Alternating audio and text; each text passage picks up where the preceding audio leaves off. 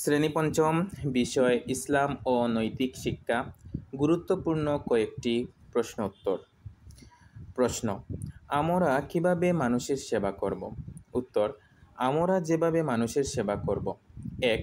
অসুস্থ ব্যক্তির সেবা যত্ন করব। ২. ক্ষুধার্তকে খাবার দেব। ৩.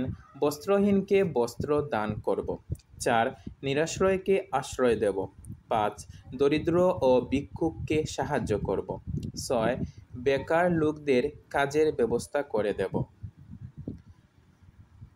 প্রশ্ন: মহানবী সাল্লাল্লাহু আলাইহি ওয়াসাল্লাম এর জীবনের কোমার একটি আদর্শ কাহিনী উল্লেখ করো। উত্তর: মহানবী সাল্লাল্লাহু আলাইহি ওয়াসাল্লাম ছিলেন মানবজাতির পরম বন্ধু। কাফেররা তার ওপর নির্মম অত্যাচার করত, তাকে মক্কা ছাড়তে বাধ্য করল। তিনি আল্লাহর নির্দেশে জীবন রক্ষার্থে এবং ইসলাম প্রচারের জন্য তায়েফে গমন করলেন। তার সাথে ছিলেন পালিত পুত্র যায়েদ রাদিয়াল্লাহু আনহু। তায়েফবাসী তার ইসলাম প্রচার শুনল না। তারা তাকে লাঞ্ছিত করল। তারা পাথরের আঘাতে তাকে এবং যায়েদ রাদিয়াল্লাহু আনহুকে রক্তাক্ত করল। আল্লাহর রহমতে তারা দুজনে রক্তাক্ত অবস্থায় তায়েফ থেকে ফিরে আসলেন। কিন্তু তবুও দয়ার নবী সাল্লাল্লাহু আলাইহি ওয়াসাল্লাম তায়েফবাসীদের জন্য বদদুয়া করলেন না। তিনি আল্লাহর কাছে এই দোয়া করলেন: হে আল্লাহ, তারা অবুঝ, তারা কিছুই বুঝে না, তুমি তাদের ক্ষমা করো। প্রশ্ন: হযরত উমর রাদিয়াল্লাহু আনহু এর সততার পরিচয় দাও। উত্তর: হযরত উমর রাদিয়াল্লাহু আনহু এর সততার পরিচয়।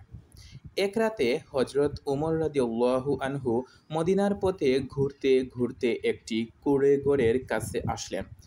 ওই ঘরে এক দরিদ্র মা ও তার মেয়ে বসবাস করতেন। তিনি মা ও মেয়ের কথাবার্তা শুনতে পেলেন। দুধ বিক্রি করে তাদের সংসার চলত। মা তার মেয়েকে সকালে দুধের সাথে পানি মিশিয়ে দুধের পরিমাণ বাড়াতে বললেন। মেয়েটি তার মায়ের কথা শুনে অনুরোধ করে বলল, মা, এটা অন্যায় কাজ। যদি খলিফা এই অন্যায় জানতে পারেন তাহলে কঠিন শাস্তি দেবেন। মা বললেন, এ কাজ তো খলিফা বা তার লোকজন দেখতে পারবেন না, জানতেও পারবেন না। মেয়েটি তার মাকে বলল, উমর রাদিয়াল্লাহু আনহু বা তার লোকজন এ অন্যায় না দেখতে পেলেও স্বয়ং আল্লাহ তো সব কিছু দেখছেন। তার চোখ কেউ ফাঁকি দিতে পারবে না। তিনি সব কিছু দেখেন এবং শুনেন। হযরত উমর রাদিয়াল্লাহু আনহু মা ও মেয়ের এসব কথাবার্তা শুনে বাড়িতে ফিরে গেলেন। তিনি মেয়েটির সততায় খুবই খুশি ও মুগ্ধ হলেন।